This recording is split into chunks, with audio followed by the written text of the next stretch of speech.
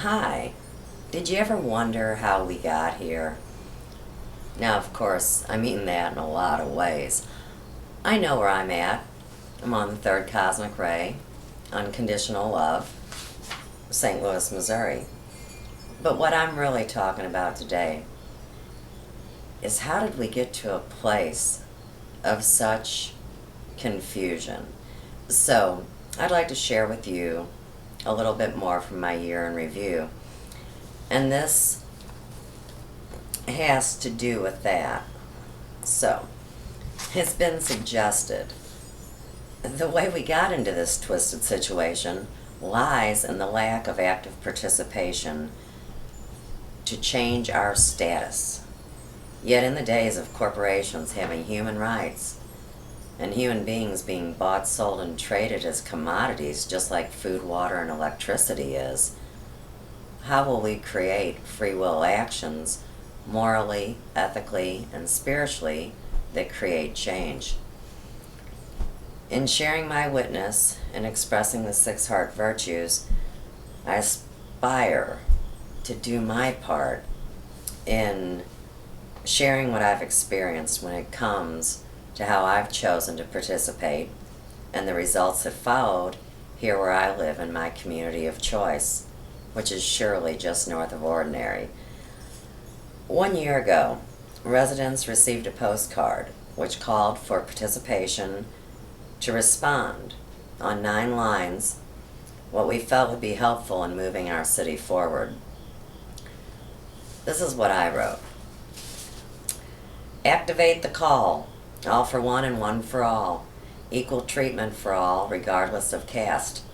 A community coalition will enforce all human rights at the local level, free of charge. Oppressors, elitists, and judgers must relinquish their power before peace can become a living concept. There's a 1% power that oversees and puppets the very people we believe to be in charge. This dark force oppresses officials at the local, city, state, federal, and world levels, community and non-community members alike. Right livelihood concepts enacted by all Ferguson residents and businesses alike. Whoever is without sin, let that person cast the first stone. If that individual is found to be untrue by the community coalition, their findings will be made public. How about that?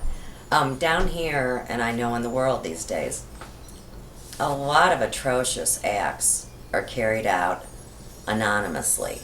So while everybody wants to blame the guys in the masks, what I'm talking about is anonymous complaints coming from community members against community members. So for example, if somebody slanders me and seeks to do me harm, that person should have to have the courage to stand who they are and speak, and allow me to respond with my facts, figures, statistics, and heartbrain.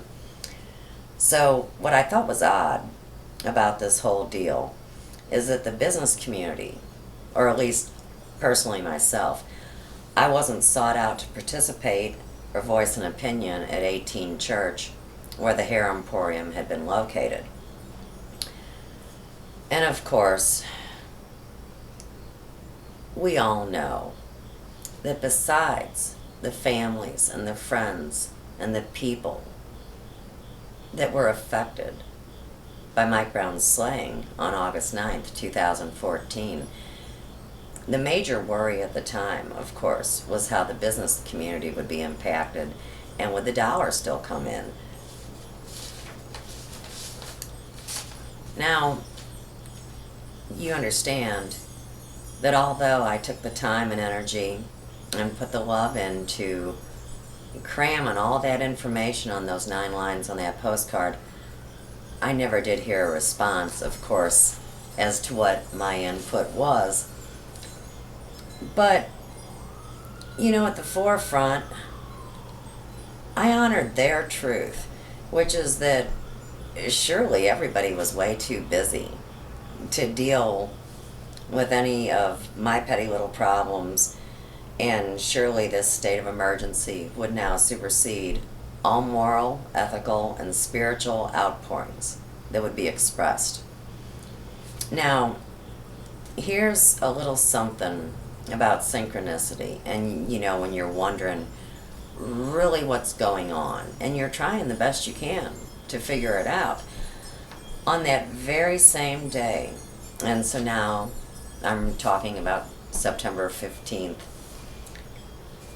this is kind of an unusual story about a page on Facebook, so I invite y'all to investigate it before it mysteriously goes away.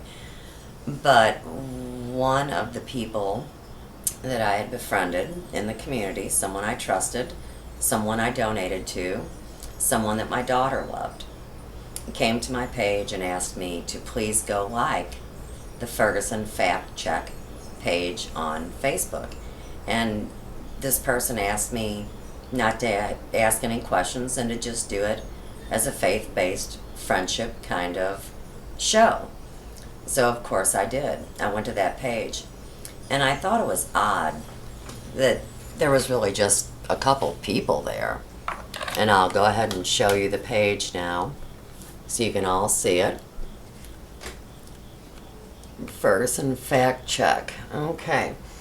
So I went there and I started inviting friends. And I know I invited over 100 people. At this point, there's 619 folks on this page.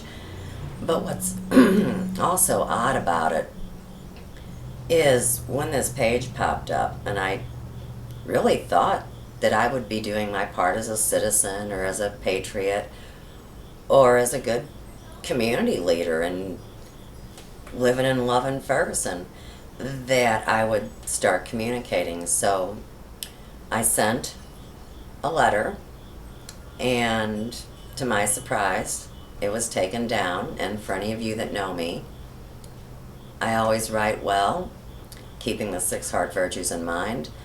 And I asked, why had my letter been taken? No response. Also, what was odd about this, and it's way too little, I know, for you guys to see, but if you scroll down to the bottom of it here, I had actually said statements like this. So the first one on the 22nd was, would it be a problem to know who we're speaking to, please? That was never answered.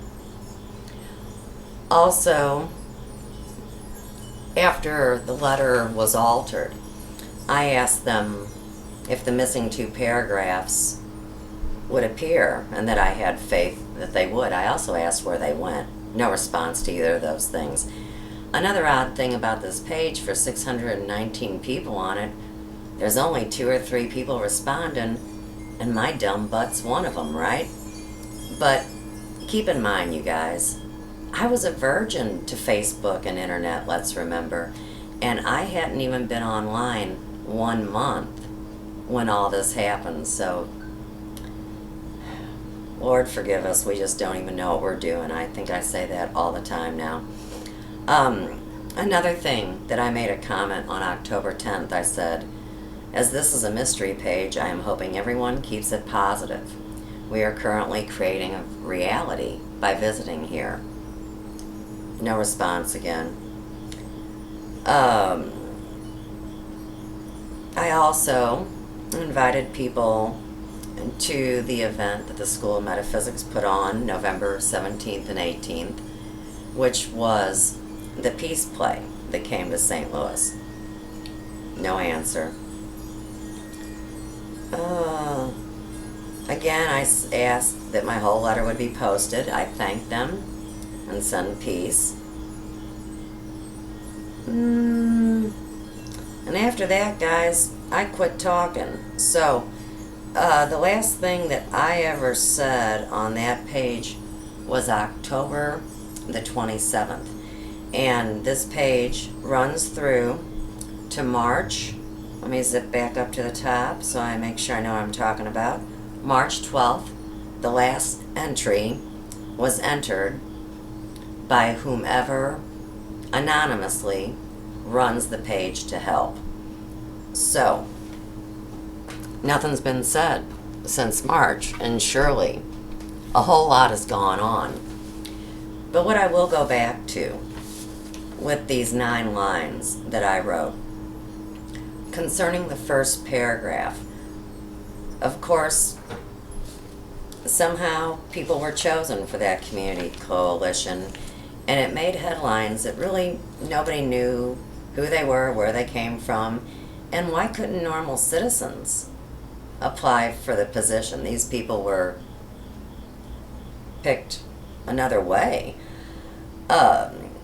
In the second paragraph, where we talk about the people that must relinquish their power, I don't know if I'm the only girl on the block or the hairdresser with the gossip that knows from talking to people the reason why this keeps going on is because nothing has changed.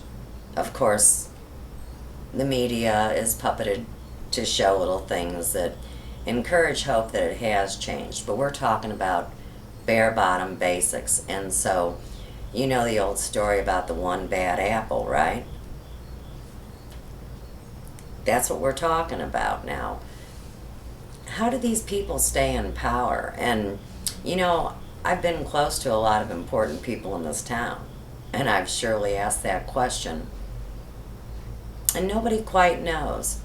I think I might know. It'll take a few more YouTubes to bring it out.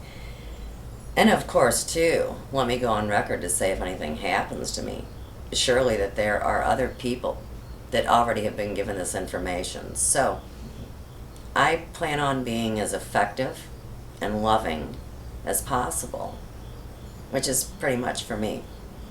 You know, the last paragraph about right livelihood. What right livelihood is that when you do business, or when you interchange and exchange and rearrange and do things with people, that you have to do something that benefits that individual or the community or society or the world as a whole.